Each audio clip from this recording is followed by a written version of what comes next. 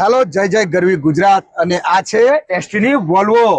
અને આજે તમને વોલ્વોની સંપૂર્ણ જાણકારી આ વિકાસભાઈ આપશે. અને વિકાસભાઈ વોલ્વોના અડાજણ ખાતેના સુપરવાઇઝર છે.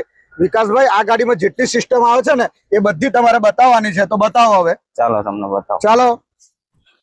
અહીંયા સીસીટીવી કેમેરા અને ફાયર સિસ્ટમની સેફટી માટે આપેલ છે.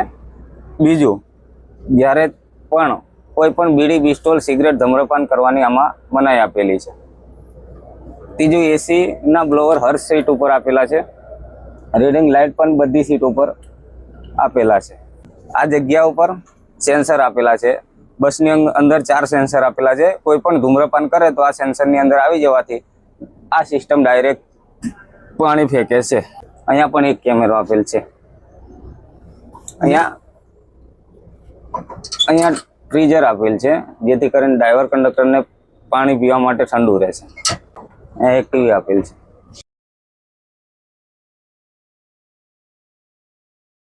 આમાં છે ને અપ ડાઉનની સ્વિચ આપેલી છે અહીંયા, જેથી કરીને ગાડી કોઈ પણ ઢાળમાં લીજવી હોય તો હાઈડ કરી અને ઉપર કરીને લઈ જવાની હોય છે.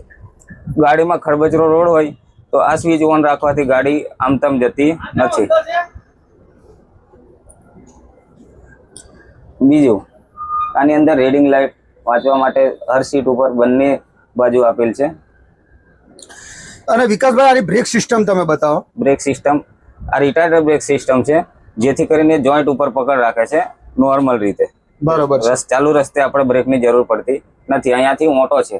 બરોબર. 80 ઉપર 80 ની સ્પીડમાં જતી હોય તો 80 ઉપર આપણે લોક કરીએ તો 80 ઉપર જાય છે. બરોબર.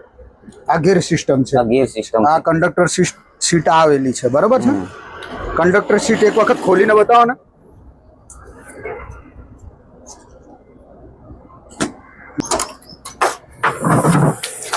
આ ફાયરની સિસ્ટમ છે ટોટલ.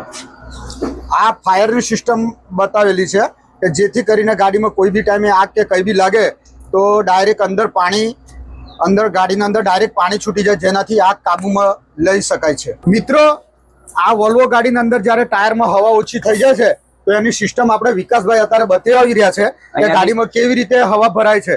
તો આ જગ્યા જોઈ લો. આ જગ્યા પરથી ડાયરેક્ટ ગાડીમાં રસ્તામાં બ્રેકડાઉન ના થાય, જેથી કરીને આવી રીતે વોલ્વો ગાડીની અંદર ડાયરેક્ટ હવા પણ પૂરી શકાય છે, જે તમે જોઈ શકો છો. આવી રીતે વોલ્વોની અંદર ટાયરના અંદર હવા પૂરી શકાય છે. જોઈ શકો છો તમે કે રસ્તામાં કોઈ પણ ટાઈમે બ્રેકડાઉન થાય તો આવી રીતે હવા પૂરી શકાય છે. જોઈ શકો છો આપ મિત્રો.